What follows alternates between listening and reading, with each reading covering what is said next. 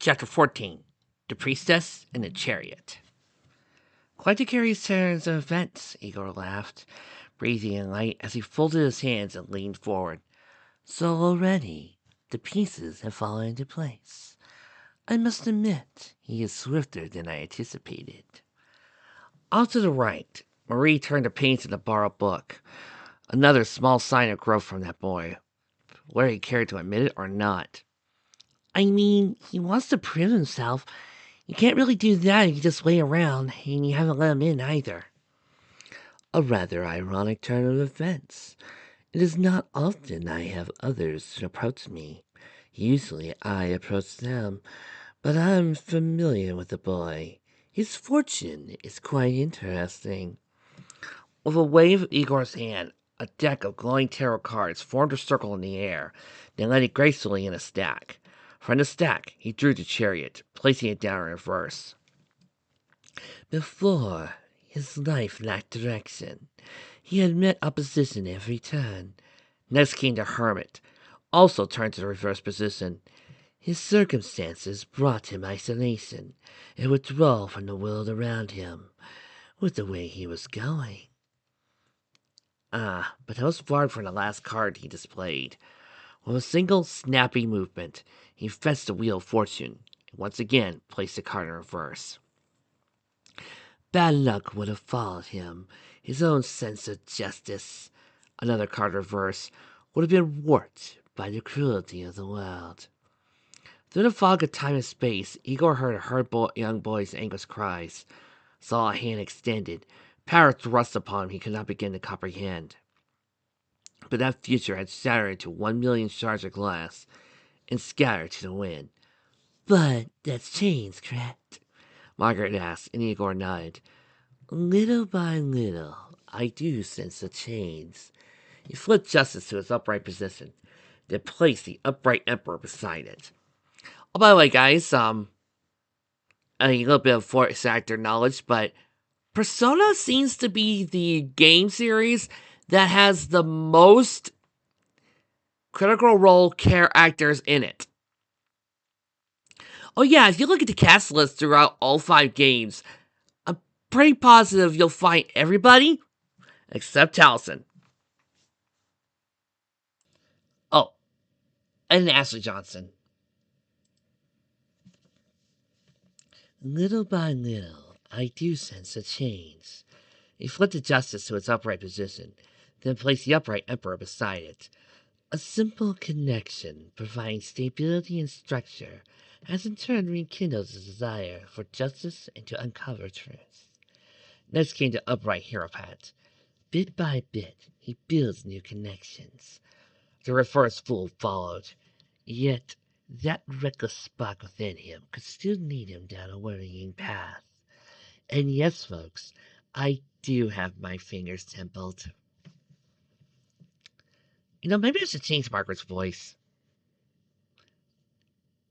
Keyleth? So he's at Crossroads? Yeah. Got it. Bo. So, he's at a crossroads? Said Margaret. Correct. I believe the boy has good intentions. He is clearly eager to find a place for himself, and sees the unfolding mystery around him as a chance to obtain it. Moreover, the boy's heart holds the potential of the wild card, and incredible power sleeps within him. It was no wonder that curious attendant had taken interest, goaded him even, a conductor of a twisted game, eager to twist the whims of humanity. Even that meant granting a terrible power to those who would use it to rob innocents of their futures, and push another to continue his sick charade. Very soon, Igor knew, the board would change yet again. Goro Akechi had everything he needed to seize the truth, and with it, the power to enact his own justice. Which raised an obvious question, which Marie seemed all eager to voice. So this is the part where you make a contract? Igor shook his head. Not quite. As he is now, I fear that doing so would only fan the flames that have ignited between him and Narukami. Margaret brought a hand to her chin, while a faint crease formed in her brow. It's true that Unikami is apprehensive about his involvement. He may take it as a betrayal of his trust, worried to reach out behind his back. I mean, is it really your fault if Hellboy came to me? Rory said, pouting. A fair question, yet Igor did not hesitate to say, no. But his pride conflicts with his genuine ideas, desire for justice. Look no further than the way he refused the olive branch that Narakami offered. Why give him a branch? Wouldn't active olives be better? Igor chuckled. To be so naive to the workings of the world. In a way, it was almost inevitable, the potential that came from it. Were it only so simple for her. But that was another matter for another time, no doubt. If Marie faced her personal truth, it would crush her spirit. She needed time to form connections to shield her when the weight of the reality crashed down upon her. How fortunate she had a head start, with two wild cards to guide her. But to answer Marie's question, it's another figure of speech, my dear. What I mean is that Narukami has to try to compromise. Yet I fear that as it stands, Akechi feels too far compelled to prove himself on his own merits. The truth is in within reach now, and I'm not entirely sure what will happen. Should he attain the power of his own accord? When that time comes, my door will open to him. I can only hope that in the coming days, those around him can weather away his walls. Today was the day. When Akechi rose the next morning, he hastily gathered up his uniform, his cell phone, and assured odds and ends to get an early start in his preparations. Once he showered and dressed, he found Jojima on his way to the door, with his jacket already slung over his shoulder. Ah, another long day, I take it? Jojima gave a brief, over-the-shoulder glance. Yeah, they're running us ragged now. I see. Well, good luck again, Jojima-san. Thanks. Have a good day, all right? I'll do my best. It wasn't long until you and Nanako filed into the living room, and you got started at breakfast. Today's offering was a simple bowl of rice porridge, but given the frequency that Narukami made more ambitious meals, I guess he couldn't bring himself to complain. No, he had more pressing matters to attend to, like the morning forecast. Leaning over the table, he watched the screen and shifted to a calendar of the coming days to grin. So it'll rain on Wednesday. Excellent. To his left, Nanako gave a funny look. You're happy about the rain, but that means I can't play outside. I'll bring an umbrella, Nanako-chan. There's just something I can only do when it rains. You looked up from his breakfast, frowning. If it's what I think it is. Yeah, not that Akechi didn't plan on watching Midnight Channel, but it's not. That program is hardly worth celebrating. Huh. You crossed his arms and tipped his head to the side. Rainy day fishing, then? Or are you secretly a puddle jumper? Oh, for the love of... Akechi smacked his hand against his forehead, groaning. I'm allowed to have secrets of my own, Narukami-san. That's interesting. Nanako spoke with that air of childlike wonder that made Akechi seem like some larger-than-life spectacle. He allowed it because it was Nanako, but then you had to move beside her, leaning close and grinning. Want to follow him and find out? Akechi lobbied the remote at Yu's face, but that damn show-off caught it with ease. Okay, I get it. You need your space. Nanako applauded, which made things only worse. How did you do that? I honed my skills over many moons, dear Nanako, with strength, persistence, and dedication. Thank you for the breakfast. Akechi grumbled and glared. Darn Narukami being so calm at any given moment. Well, whatever. He'd be the fool in just a few days, once Akechi sees what was rightfully his and proved himself once and for all.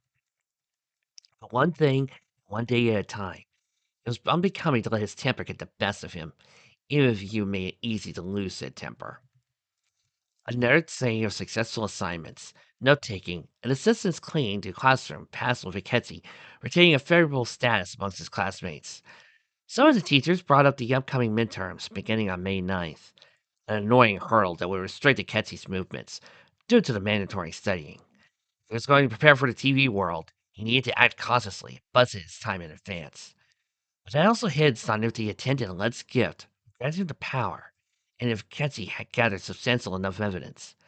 Thus, today's visit with Yukio Amagi was crucial. As Ketsi and Kanzi walked down the road from school that day, Kanzi said, You sure we don't need to pick up Netacon first? Jesse shook his head. She's visiting a friend from school today, so the day's all ours. Yeah, besides, Nanako's busy meeting up with Leots. He tried to keep his voice calm, but a slight tinge of bitterness crept in anyway.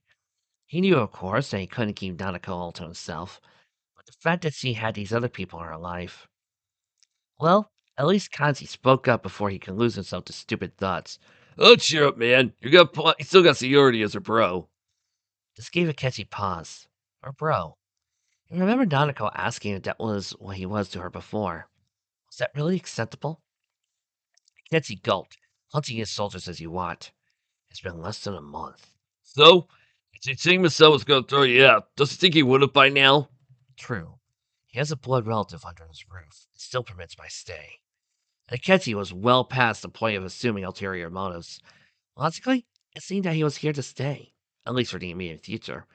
Every single person in that house had shown him boundless kindness, even Narukami, loath as he was to admit it. It didn't excuse his lack of faith, his worthless pitying and coddling, or his infuriating teasing and quips. But whatever. He was slightly more bearable than Yosuke, at least. Perhaps sensing the gears spinning wildly in Akechi's mind, Kanzi shrugged and said, Just think about it. that was it. No pressure, no judgment, all comfortably Kanzi. It's a lot to think about, frankly. He had better things to do today. Fortunately, the shift from grassy hills of the floodplain to the clustered houses of the residential zone proved they were getting ever so closer to their destination. So how far until we reach Amagi-san's house? You remember the inn?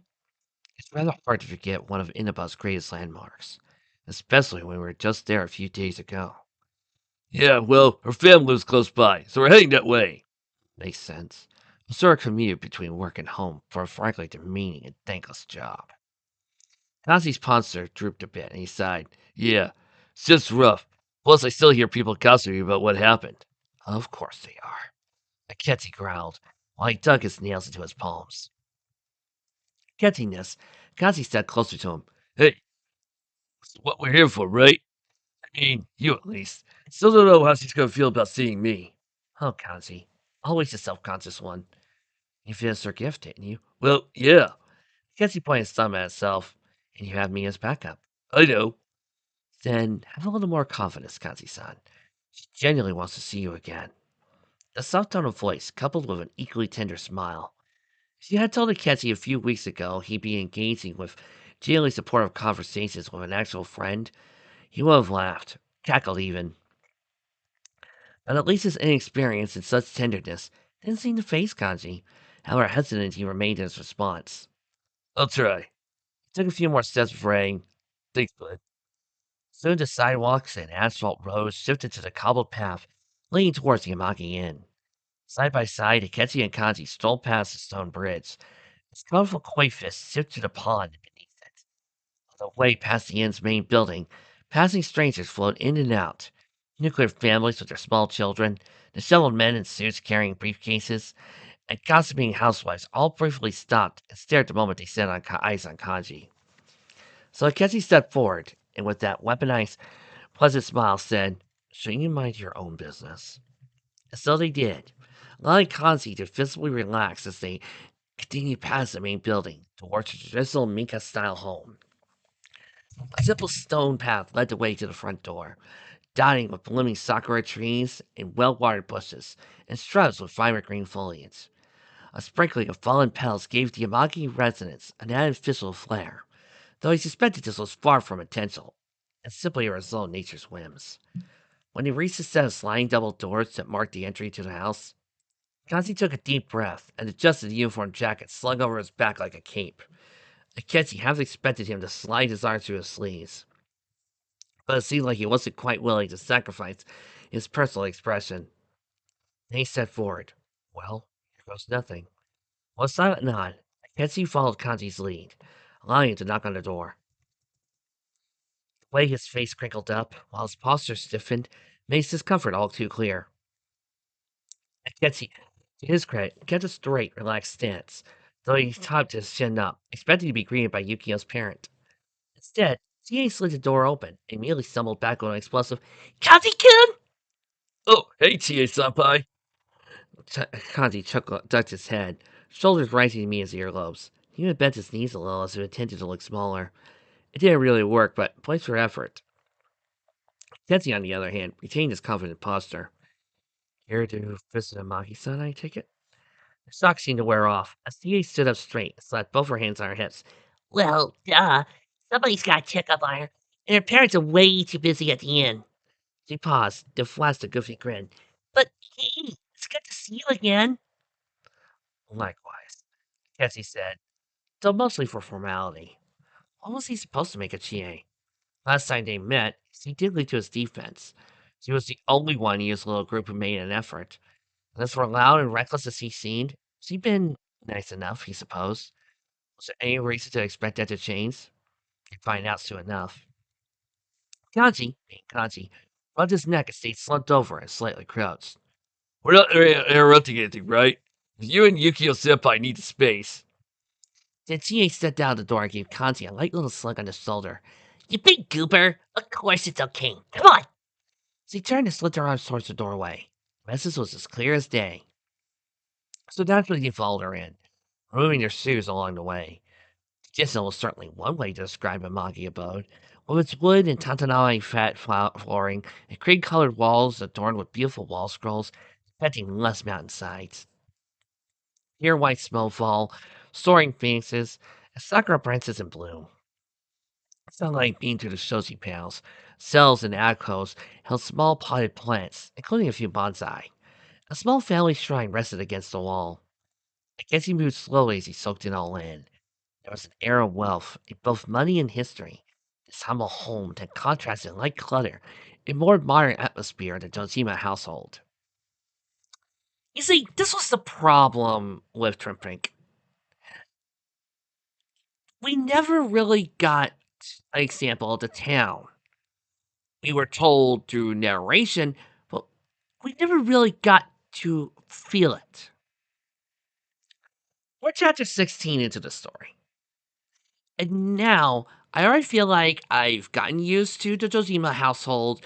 I know a lot about the town of Inaba, and instantaneously, I know more about Yukiko's house. Description and storytelling is a tool. You need to learn how to handle it.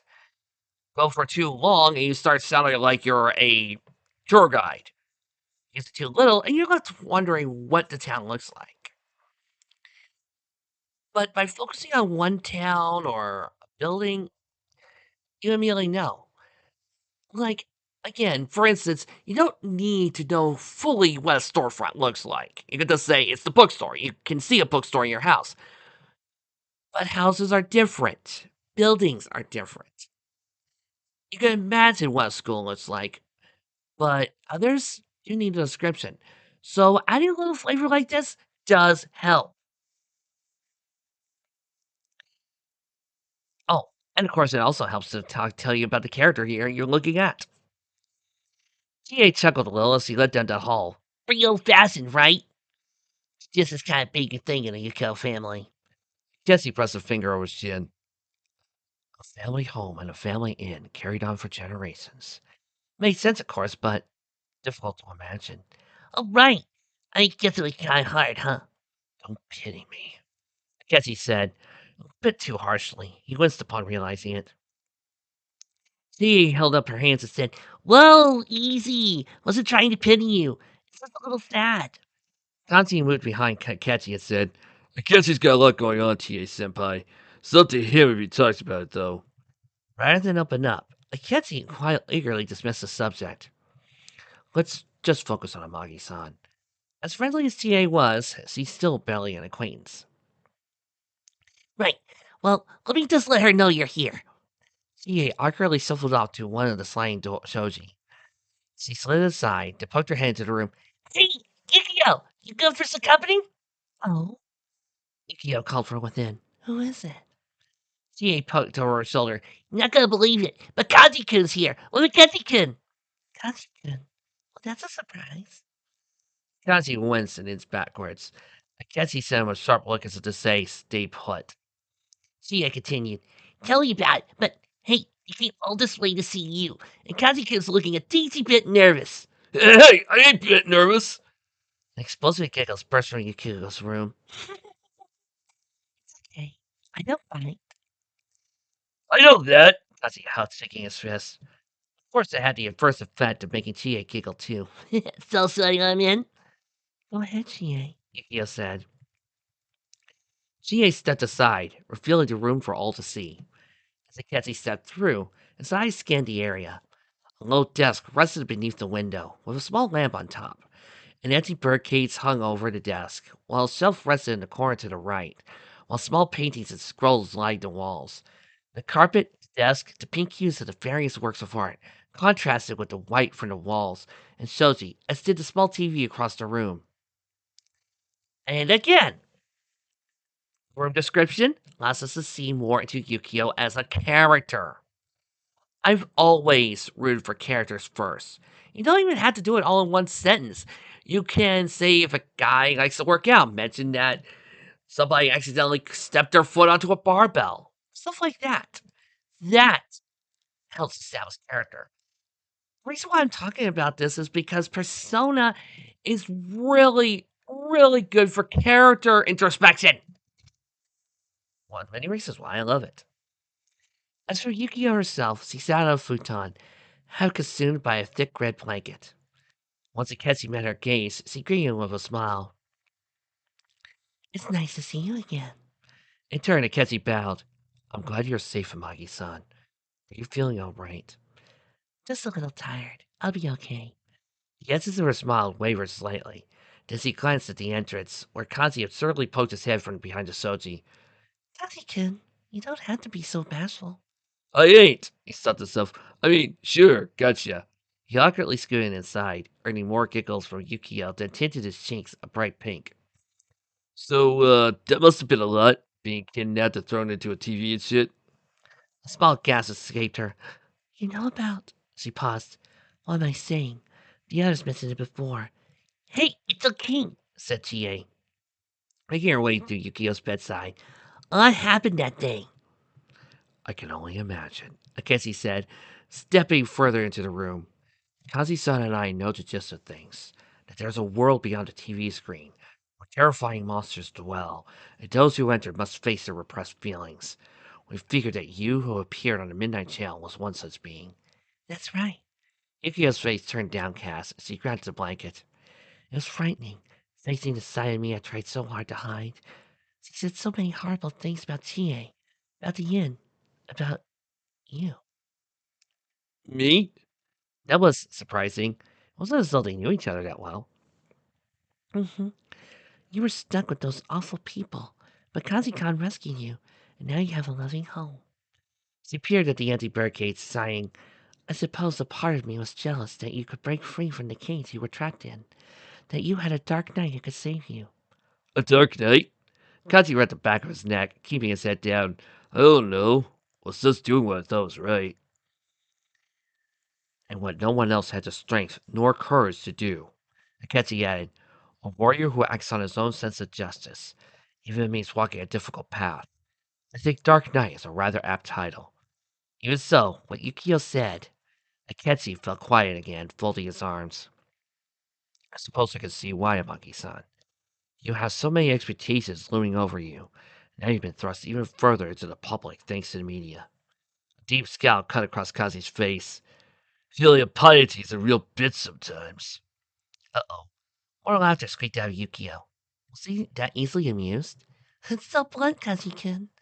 Well, at least your smile regained its warmth. Hey, I'm just telling it like it is. Plus, I get it, you know. People around here don't know when to shut their damn mouths and mind their own business. So you go from being a normal kid to the future heiress to an inn where some reportedly died, or to fuzz your punk thug with no future, or you know, the TA. I don't know. So you got your own problems too. You had no idea. Shadow Yukio was a handful, but my Shadow was a bitchy dominatrix who... Yukio gave her a look. Are you sure you should be saying that around Akechi-kun? I know what sex is.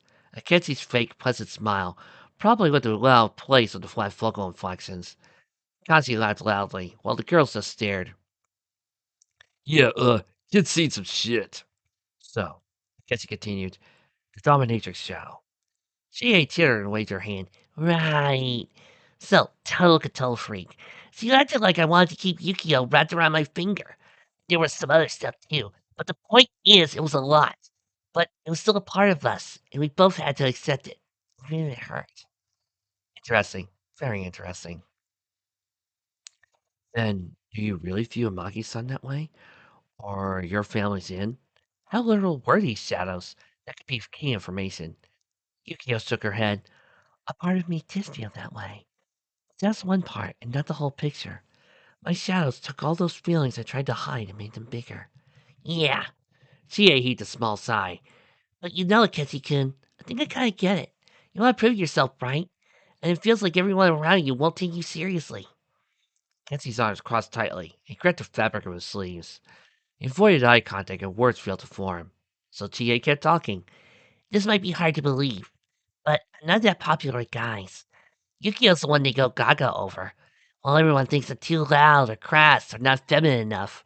And yet, you're the Persona 4 girl with the most fan art on Rule 34.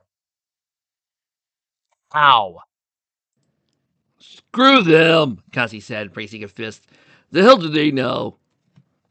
I appreciate Kazi-kun, but it still sucks. Chie's cheeks puffed up and a brow furrowed. From me and Yukio. Do you know that the guys had this stupid thing called the Amagi Challenge? It's all because he won't go on dates with them. It's so shallow. Yukio scowled. I suppose I can be a bit cold, but they don't even know me. A bitter whisper of a chuckle escaped Ketsi. Men can be vile dogs with no regard for the women around them. They see a pretty face and a hot body and expect you to be easy. Kanji, Chie, and Yukio all grimaced. Chie stepped closer, reaching out. Dude, are you okay? Akechi shrugged it off. I'm trying to empathize. Is it not working? I suppose you're not working wrong, Yukio said. A lot of the boys at school are like that. She looked at Kanji, but clearly there are exceptions. Oh, shucks. I mean, yeah, I ain't here for dates or nothing. That's what makes you okay and stuff. Which is very sweet. Her smile returned, which in turn left Kanji an awkward visiting mess. Luckily for him, her focus shifted back to Akechi. By the way, Akechi-kun, I'm sorry. That was odd. Akechi arched his brow and lowered his hands to his hips. What for? You went out of your way to warn me about the kidnapping, but I still got captured in the end. I knew I was in danger. The adults around you are just as accountable, Amagi-san. The police, the inn employees, there were many who could have protected you and failed on all counts. I could never blame you for being a victim of unfortunate circumstance. Yeah, Kazi stopped forward, arguing his back. it's that damn kidnapper who's the problem. Let's brought Ketsi back to the heart of the matter. If it's not too painful to remember, is there anything you could tell us about the incident? Yukio peered out the window, slumping. I can't remember much. It's all a blur until I woke up in that castle. Although, her eyes blinked wide open, posture straightened. I think the doorbell rang and someone called for me. That was actually a decent clue. Did you recognize the voice? I'm not sure. To be honest, it gets hazier by the day. Well, so much for that. Still, even the details were hazy. They gave them a small inkling of how the kidnapper operated. I understand, and I appreciate your honesty. But I'm surprised, Yukio said. You seem to know so much about this case, despite being on the sidelines. I've been following the Midnight Channel since a few nights before Miss Yamano's murder, so when Saki Koinichi appeared next, it was concerning, to say the least. I also saw the moment Narukami-san reached in through our TV screen, and I was there when he, Chie-san, and Hanamura-san exited television at Tunes. Between our discussion here and bits and pieces I've gleaned from Narukami-san and the rest of you, I think I have a pretty clear picture of the case now. Akechi moved around the television, staring at his own reflection. I'm also aware that there's a bear named Teddy, and I know the culprit is using the television world to dispose of victims. Then there's the lifting fog, which heralds the victim's death as monsters tear into shreds. Yeah, shadows. Chie's voice lacked its usual fire. She placed her fingers together over her belly, looking down. They're no joke. With the powers of our personas, we'd be screwed. The hell's a persona? Kazi asked. Akechi followed up immediately. What's the difference between the shadows of yourself and those monsters? It was strange to imagine something so humanoid was of the same species as the Emperor's blobs and whatever hard, gangly mess of teeth and nails that ultimately stole Saki's life. Akechi started at the memory. It wasn't time to lose heart. Well, for starters, T.A. said, our shadows don't look like floating balls with lips and huge tongues, or giant knights, or little prince dolls with funny mustaches, or freaky faceless babies. Akechi took out his notepad, jotting this down, while the muscles in his face pinched and contorted. That's certainly a lot to take in. Tell you about it. And they got a bunch of skills. Elemental magic, charging, so they hit really freaking hard. Or they find ways to get rid of their weaknesses, which is a freaking cheap. Well, no, I would have to ask my brother for that one. It sounds like I have a lot of catching up to do, said Yukio. We'll get you up to speed, Chie winked at her. But our personas, they're sort of cool like magic spirits. We can summon them to kick ass. The only catch is that we had to accept our shadows to get them. Except Narukami, he just kind of had his, I guess. And he's got more than one for some reason. Okay, Yukio, let me help up. To start off with, there was this light novel series called Shin Megami Tensei, which was about these people using computers to summon demons and stuff like that. It was really popular, got a really good anime OAV, got another OAV, and then became a game franchise that lasted for a while. Then, at one point, in 1996, I think, they created a spin off called Persona. That started off with you being a school student within the classroom and proceeded to walk around and fight monsters, gather new creatures. You had to solve this one type of mystery, and you had to find your friend, and you also had to deal with the revelations of the Snow Queen Kaguya. It was pretty good, kind of decent, but the English translation sucked. Then there was this game called Persona 2 that was actually split into two parts. The first one dealt with you looking into the mysteries of what happened several years ago that featured fire, mask, and pretty soon you had to face off against a guy who looked strangely enough like Hitler. And then, boom! They had to rewrite all of history because the god and the devil, well, the devil was being a bitch. Then, in the second game, in the other half of Persona 2, you got to play as the girl version of that character, and you proceeded to go through and had to rewrite timeline like that. Then came Persona 3, which is absolutely heartbreaking when you get to the end of the game. That also had a part with dealing with, I guess, having to deal with her own loss. And it has some pretty damn good musicals, and it also has a four-part movie OAV that sadly is in Japan only. But trust me, if you look hard enough, you can find fan subs. But no fan subs for the stage plays. I'm sorry. Yes, there are Persona stage plays, and they are awesome. Which leads us up to the present with Persona 4. I hope I caught you all up on that.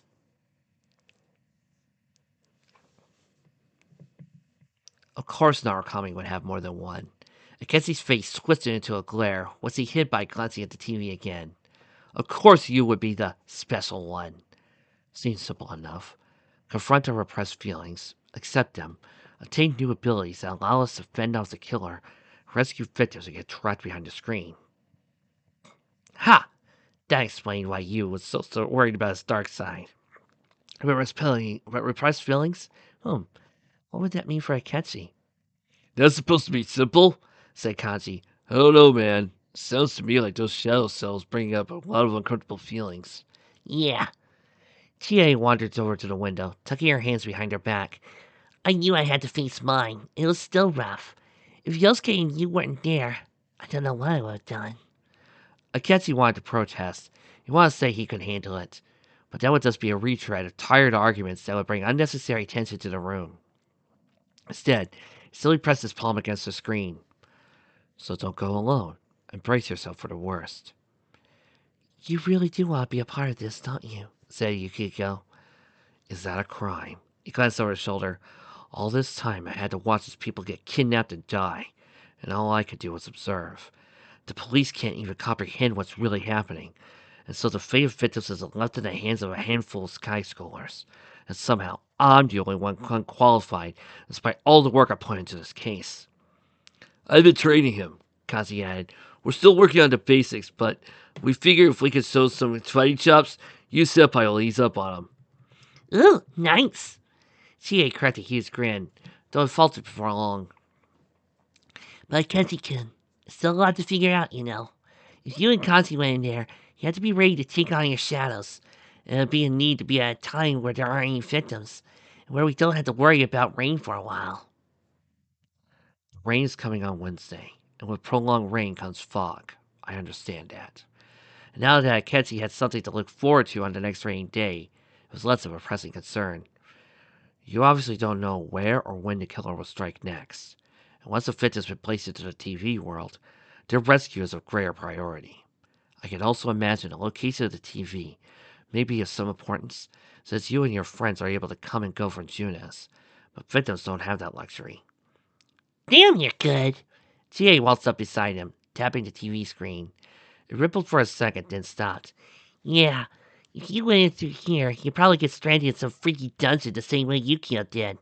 Then we have to go grab Teddy and find our way to you. What's with that bear so anyway? It seems so random. A benevolent creature in a world run slightly monsters. He's very strange, said Yukio. I think he tried to flirt with me. Which is super gross, TA added. It's like a Disney mascot costume. No way Yukio's gonna date something like that. I don't know, said Kazi. Sounds kinda cute. He paused.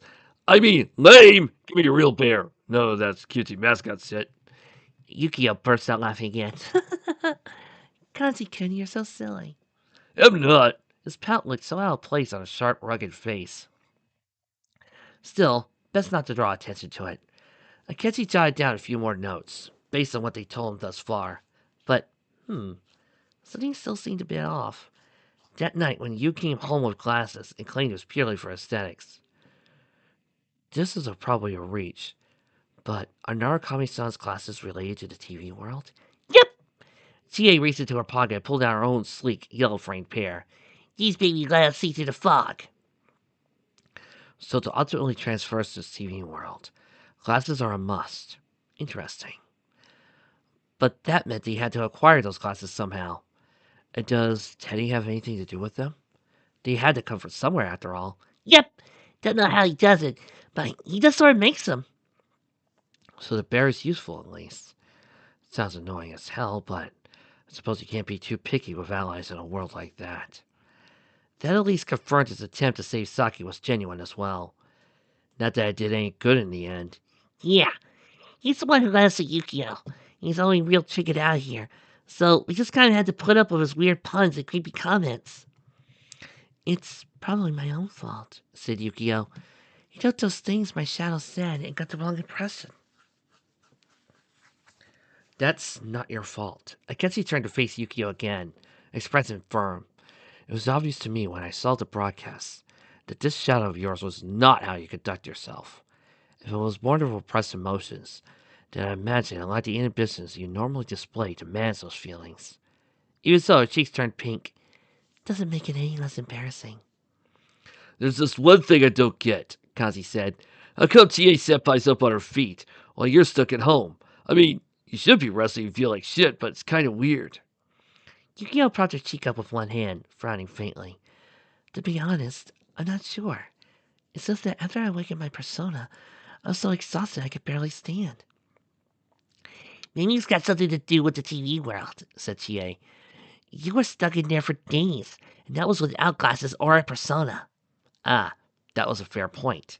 Yukio has spent at least 2 days in that world, whereas TA's visits were briefer by comparison. Akechi may have known that as well in his journal. So prolonged exposure to the TV world's fog could negatively impact one's health. The glasses do help, said Chie. I don't know why, but when they don't have anything to do with breathing. I guess I don't make the worlds, I just kick stuff. Akechi snickered. A simple philosophy, but I hope it serves you well in that world. Yukio said, I'll be all right. Though, all things considered, it could have been much worse. A tiny smile smocked Cries' lips. Yeah, We're just happy to see you alive. I know we ain't talked in a while, but if you ever need anything, just let me know and, He dug into his pants pocket. I made you something. Yukio's eyes became round as the moon as he gasped. You made me something? Kazi tucked his head again, shrinking back. Akechi offered a smile as reassurance. Go on, Kazi-san. I'm sure she'll like it. Right. Taking a deep breath, Kazi pulled something out of his pocket and very, very slowly trudged towards Yukio's bedside. Just, I'm not trying to be weird or nothing, but since that cage is empty, I don't know. Maybe this could live here now? He opened his hands, revealing a gorgeous, handcrafted Phoenix Plus knitted together from vibrant red, orange, and golden yarn. He adorned it with dyed feathers for a ridiculous little florist, with shimmering blue eyes. Both Yukio and Chie stared, and Kazi's breath hitched. Akechi couldn't blame him. One of Chie's hands slid over her mouth. Holy shit! It's beautiful, Yukio said, as she took the plush into her hands. Kazi scooted back, gripping his hands together and looking out to the side. He trembled ever so slightly. Yeah, well, just let something cute, pretty like that would cheer you up. It's no big deal. Akechi stepped beside him. See, I think that went rather well. That's like super well made, said Chie. Desi Morris right at the Kazi and gave him a small push. What the hell, Kazi? You really are a big softy. Kazi recoiled. Hey, I just did something nice. Doesn't mean I'm some kind of pansy pussover. Akechi cut him off. It's gonna be okay. Just breathe. Right. It's cool. I'm cool. Yukio beheld the plus for a few seconds more before she looked up and said, Chie, would you mind placing this in the birdcage? Oh, sure! Chie tried up, accepting the little phoenix. She stared at it as she moved the cage. Holy crap, it is cute though. Nonetheless, she placed it on the perch within, finally filling the empty space. Through it all, Kazi's posture remained tight and tense. He kept taking slow, heavy breaths. Then Yukio gazed up at him with a warm, gentle smile. Thank you, Kazi-kun. Just like that, all that pent-up air released in a second breath. You know, just, yeah, that kidnapping shit freaking sucks. When I find the punk who did it, I'm gonna make him wish he never even looked at you. Chie flashed him a grin, jabbing him with her elbow. We should totally tag team him. That freak won't even know what hit him. It seemed that topic change flipped a switch in Kazi's brain, because he straightened his stance and raised one fist. Hell yeah, he won't. At that moment, the atmosphere of the room abruptly changed. It started with Chie kicking the air. I'll kick him so hard, his balls will shatter! Then Kazi got into a boxer stance. Yeah, serves him right. I'll click him so hard, he overthrew the whole damn planet. Then I'll kick him out of orbit and straight into the sun!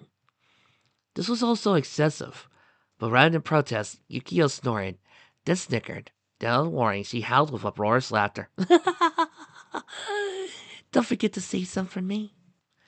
To think someone as seemingly delicate as Yukio would even indulge in violent fantasies. Then again, Akechi couldn't blame her. Such images were cathartic. He imagined so many scenarios with his previous foster parents and his wretched father, but shaking his head, Akechi cleared his throat and said, I'm all for retribution, but don't you think it's important that the killer survives so they face the consequences of their crimes? Chie slid her hands on her hips again, leaning forward. Hey, I never said we'd kill him. You said you'd kick him into the sun, Chie-san. That would be lethal. He couldn't resist the urge to smirk. Also, we can't rule out that our killer is a woman. It's unlikely, but it is possible. Even if they are a woman, my fences will be swift, said Yukio in an exaggerated voice that actually got Akechi to laugh. They will be crushed under the hoof of an Eva. I don't doubt that. To quote the Morning Bride, hell hath no fury like a woman's scorn. And Chie, being Chie, gave him a look that spoke a Dawn language. Jeez, how did you even know that? Akechi in turn simply waved his hand. Unsmart. That's why I figured I'd make a good ally. But our Kami-san just had to make it difficult. Well, yeah, we're working on it, Chie said. I mean, hello? Kazi with a persona? We had to be idiots to pass that up. Sounds cool, but that whole shadow thing. Kazi trailed off, then tittered. Then puffed out his chest, lifted his chin, and raised his voice. I mean, what the hell? I ain't no scared of no punk shadow. It ain't like I got anything to hide. Well, if you do, said Yukio, you aren't alone. I can already tell you have one great friend right here. And we're all here for you too, Kazi-kun. But it ain't the guy's job to keep the girl. But ain't it the guy's job to keep the girls safe? As soon as Kazi said that, Chie's face pitched to a scowl. Unless the girls are freaking tough and ballsy as hell. Yeah, you're good. Forget I said anything. All in all, the visit passed by pleasantly. They chatted a little longer about various things, from Mackenzie's training, his annoyance with Daidra's refusal to sell him weapons, and Kazi's home life as well. Yukio wished Kazi's mother her best regards, and before Akechi and Kazi left, she called Akechi over one more time. I realize we don't know each other very well, but if you ever need anything, please don't hesitate to ask. It's the least I could do when you went out of your way to protect me. They think Akechi could have moved her so much, when at the time they were all strangers. He adjusted the sleeves of his uniform, trying to regain composure. I'll keep that in mind, Amaki-san. Then, for the first time in a while, Akechi's head throbbed. He bent over, grasping his temple. That strange, unsettling whisper returned. A new bond. Priestess Arcana. Sever the shackles of your past. Past. Past. Well, you okay there, Akechi-kun? Chie grabbed his shoulder, helping him stand upright. I'm fine. Akechi's words were more of a grunt. He shut his eyes, trying to shake off the lingering pain. It had been so long, he almost forgotten those absurd voices. The whispers of Tarot Arcana. What did it mean? Apologies, Amagi-san. Hope I didn't fright you. No, it's quite all right. Just please take care of yourself. Yeah, man, Kazi said. If you ain't feeling good, maybe we gotta get you back home. I'll be all right, really. Akechi finally straightened his posture, smoothed down his hair, in an attempt to shake off any lingering jitters. Still, it was best to give Yukio a chance to rest. So with the momentary headache gone, Akechi and Kazi made their way to the front door. On the way out, Chie followed them and lingered in the doorway. Hey, before you go, thanks. I think this is the happiest Yukio's been in a really long time. Yeah? Kazi's voice was light. His smile in it was a hair uneven. That's good. Especially all the crap she's been putting up with. Tell you about it. But I think just having people to hang with without all that pressure really made a difference. Huh. This are a curious eyebrow raiser, Akechi. Even though we spent so much of our visit discussing the TV world. Chie waved her hand. No biggie, you know. We know it's not like we can talk about our parents about it. Tajima-san wouldn't believe me, or he'd take it poorly, if I showed him any evidence. It would only cause problems if the adults knew, even the few trustworthy ones. Ah, but that reminds me. Nanako-chan was wondering if you train with her sometime soon. Oh, of course I can. Just give me time, please, then. She paused. Hey, wait. We should totally swap contact info, just in case. Kazi's eyes popped wide open, and he gulped. You serious? I mean, yeah. I wouldn't offer if I was a dork. She stuck out her tongue, then dug her cell phone out of her pocket. Kazi fished his out as well, head slightly downturned. Oh, okay, just ain't ever gotten a girl's number before. Don't think too hard on it, Akechi said. It's pragmatic to keep in touch with others in the know. In fact, it was rather surprising that Chie could be so forthcoming. This was, after all, only their second proper meeting, if you discard the time he spied on her and the others at Junes. Whatever the case, he readied his phone as well, and three exchanged contacts accordingly. I do want to make one thing clear, though. Akechi said as he closed his phone. As of now, Kazi-san and I are still independent actors. We share a goal in stopping the murders and uncovering the truth. But unless both Hanamura-san and Narakami-san prove the sincerity and intentions, I won't trust them. Yeah, I know. Chie blew a great sigh. Yukun already filled me in. That explained how relaxed he was the other night, when Akechi mentioned his planned visit. And this doesn't bother you? Yeah, Yosuke totally stepped out of line back there. Kazi scowled. You ever owned up to it? He wants to, and there's a whole bunch of personal stuff that he didn't let on. And it's not your place to say. Akechi concluded, earning a nod from Chie. He may be a dummy sometimes, but I'm not gonna go behind his back like that. I can respect your integrity, said Chie-san. Hanamura-san is lucky to have a friend like you. Yeah, especially considering what he did to my trial of the dragon. Oh, Akechi chuckled, unable to hide his grin. Sounds like quite a story. He turned around, but I'd rather not keep you from Amagi-san. Perhaps another time. Oh, and you want embarrassing Yosuke stories? I got a ton. looked in her eyes, and that big, almost sinister smile were very telling and equally enticing. It almost made him want to stick around a bit longer. For now, Ketzy snelled with a non-committal "good." That may make for a useful ammunition the next time he annoys me. Damn, 6 months in and you already got dirt. Kazi snickered and shook his head. Well, here's hoping it doesn't come to that. Oh, I don't know, said Ketzy. It'd be quite karmic for me and Chie-san. Just as Ketzy prepared to leave, he froze again, hissing through his teeth, just like Yukio. A whisper reached his ear. Thou hast the chariot. One step closer to the... I'm fine. He shouted before anyone could react. I'm going to be okay. So please don't worry. Maki-san's recovery is more important. Though neither TA nor Kaji argued against his claims, on the way back from the inn, Kaji watched Akechi with a small frown. So, you still planning on doing this the hard way? If you mean by attaining power on my own terms, yes. I'll not be reliant on you Narukami for even a moment. Guess it's worth a shot. Just don't go diving into any TVs by yourself, alright? I know. Doing so would be suicidal. At least if one were to go through a non-Junes TV. At most, I might try to meet this Teddy. But that's when I get the power. We still have at least 5 more days before I can try. Kazi took a few more steps before responding. Let's see that works out. What's next? An apt question. We need a plan. Obviously, a successful trip into the TV world will require glasses, weapons, and a dialing backup in case an encounter with a shadow goes awry. We should also mentally prepare ourselves for what feelings could manifest, so we aren't blindsided when the time comes. For Akechi, that was easy. He knew himself better than anyone. His ugly, bitter, hateful feelings sustained him for most of his life, but Kanji, his walking slowed, and he averted his eyes again. You think it's that simple? Akechi slowed his movements, posture sagging ever so slightly. It's not simple at all.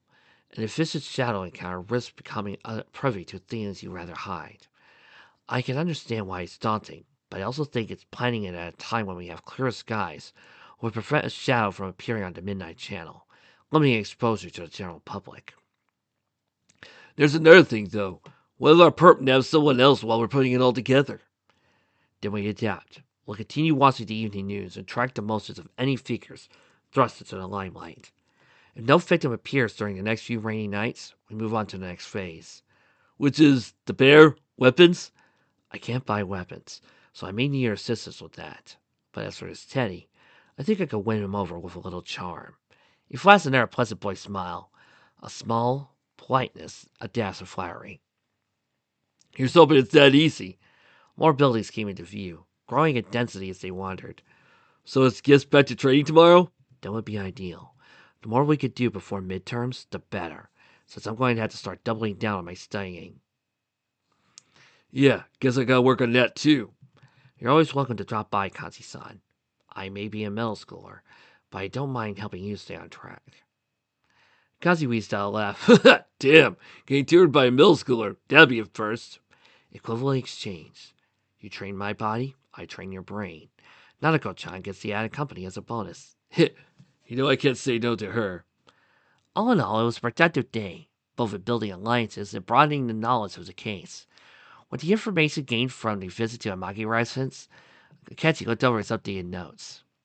Marie, mysterious amnesiac girl, speaks of a strange room and claims to be inhuman. Has been spying on me.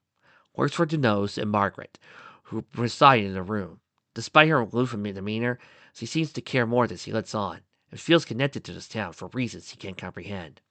Denose, mysterious entity that makes contracts. He has sent Marie to monitor me, open to forming a contract, but wishes to test me first. To prove myself and finally see this room for myself. Fox, abnormally intelligent guardian of the shrine, is acquainted with the mobile gas station attendant in some way or form. Midnight Channel. Airs on rainy nights on midnight. To watch, you must stare at a TV with power off. It displays people who have appeared prominently in media, starring with fake silhouettes. When a victim has been placed on the TV, they will be seen with clarity, whether it is the moment of their death or the appearance of their shadow cells. The mobile gas station attendant. First spotted the night I met Kaji Tatsumi. I noticed him, but he disappeared in a blink of an eye. Offered me an umbrella on a rainy day. Shook hands with Yu Narukami, giving him a headache. Something is highly suspicious here. He seems quite intrigued about how I conduct my research, and is interested with future discussions. I believe he is the source of Yu Murakami's powers, and has promised me a reward if I can suitably impress him. Yu Murakami, able to enter the television and take others with him, holds the power of multiple personas, and I did not face his shadow self. No idea what makes him so special. Perhaps it has to do with the means to attain this power. I will find out soon enough. The killer also seems to possess a similar ability. Their motive and identity are unknown, as well as whether or not they wield a persona. TV World. A bear exists there and mentioned that starting someone inside. This suggests another wields a power similar to Murakami, if not Murakami himself. Seems doubtful due to the timing, and Jen was surprised when he touched the TV screen. We know now that victims are slaughtered within this TV world, as I heard the bear's voice speak through the Junes TV, and at the same time the voice cried out during Konishii-san's murder. His name is Teddy. Evidently, he has the ability to create glasses that allow one to see through the TV world's fog. The fog may be adverse effects of those who remain in the TV too long without glasses or persona. Shadows. There are creatures that live in the TV world that kill people trapped inside. I have learned that they are called shadows and appear in many abstract forms, but they are not the same as the shadow selves faced by Yu Murakami and his friends. They wield all manner of magical abilities, from elemental magic to the ability to strengthen themselves and remove their own weaknesses. Shadow selves, manifestations of one's darkest, most hidden feelings. To attain the power of persona, one must accept their shadows. Failure to do so turns them aggressive, and must be defeated or death is certain. Spirit-like entities born when human faces or accept their shadow self. They inevitably create incredible abilities not unlike shadows. Attaining one is a must to stand a chance in the TV world. Glasses. Special glasses used to withstand the TV world's fog. As mentioned, they are produced by Teddy and are a necessity to traversing this world. Arcana whispers. I have no idea what's going on here. Sometimes when I make connections with other people, I hear fragmented whispers that mention their major arcana, the shackles, the truth. It frankly feels nonsensical. This has been going on since the morning I arrived at the Dojima household. As of now, I have established the following arcana. Justice. Nanaka Dojima. Emperor. Kanji Tatsumi. Hierophant. Ryotaro Dojima. Hermit. The Fox. Aeon. Marie. Priestess.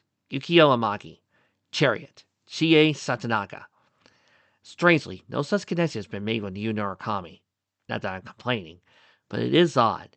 Additionally, Marie seems to be the only exception to the traditional tarot deck. Perhaps Aeon is from an alternate set of arcana? Under Midnight Child findings, he made an addendum to Night 7. Yukio Amagi appeared in a poofy pink princess outfit outside the European-style castle beneath a rippling red and black sky. He acted brazenly out of character, going on about hunting for hot studs and her desire for a harem of all things. So he disappeared to the castle as the feed ended, with no sign of monsters or carnage to speak of. The following night, I learned from Narukami that there are beings within the TV world that represent the dark side of ourselves. Could this be the true nature of that Princess Yukio Amaki? Apparently so, as Yosuke Hanamura and Chie Satanaga have also faced their shadow selves and gained the power of their personas. This would certainly impress the attendant next time they met, especially if they combined with his photographic and video evidence. The power would be his, and when that moment came, Akatsuki was so focused on the notes that it took Nanako's thinking finally registered she had approached him. Do I? Close this notebook for now, lest he get the wrong impression. It was a productive day. I learned a lot. I think I'll make achieving my goals much simpler. It's good. Her smile was too heart-heavily, mutually cute. Well, he supposed he could offer a little smirk in exchange. Well, I'd certainly rather be happy. Let's hope Narukami-san doesn't spoil the mood with his weird, hormone-brained remarks. As if summoned by his word, Yu called from the doorway. Too late, Akatsuki-kun! Brain! Nothing! Hormones raising! Must find a hot... No. Boyfriend! Yu winked. I know the rules. Nanako, being a small child, would probably never thought of romance outside of strict heteronormative... She only could think that men could like girls. Tilted her head and squinted. Can boys do that? He shrugged as he wandered in with 2 grocery bags in hand. It's not illegal, just very common. Not very common. I guess he pressed his elbow into the table, propping up one of his cheeks with his hand. You really are ridiculous. I am. He set the bags down on the counter and moved towards the fridge. As he worked, Nanako toddled behind him. So, does that mean you like kissing another boy or hold hands? Boy, girl, doesn't matter. I'm in the prime of my youth. A whirlwind romance can unfold any day now. Ugh. Of course, he used that over the top hammy tone as he said that. Then, as he opened the fridge, oh, hey, looks like you already stocked up on a few things. I like to buy groceries, and now we don't have to go shopping for a few things. Smart kid. You pulled out some vegetables while unpacking some eggs, milk, and packaged meats. Plus, I've been reading up on fishing, so pretty soon we'll have fresh fish on the table. Reading and practice are very different things, said Akechi. No guarantee you'll catch anything. I think you'll get a great one. Nanako's reassurance forced Akechi to crack a very strange smile. Thank you, Nanako. You turned around, taking a bow. With your support, I know I'll achieve the impossible. Well, whatever. Now that Akechi had updated his evidence and findings, he spent the time before dinner chipping away at his homework and eyeing the TV news. Ultimately, nothing too groundbreaking came up. Continued reports on the unsolved serial mirrors, speculation on why Yukio and Maki disappeared, and yet another reminder that rain was due the next few days.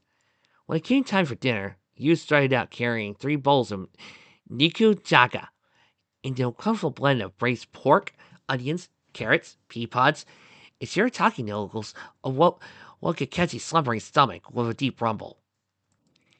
Nanako clapped her hands together, taking a seat into Akechi's lap. Itadakimasu! When Yu sat down to the right, he looked at Akechi and asked, by the way, how did the visit go?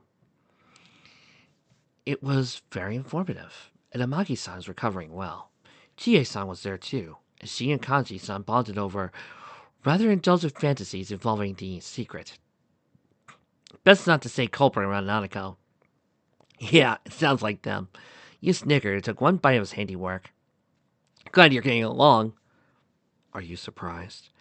There was the tiniest bite to Akechi's voice, challenging Narukami to even imply it was a problem again. Yeah, after what you did for Yukio, I figured it'd be just fine. You paused to take another bite. It's good you're making more friends.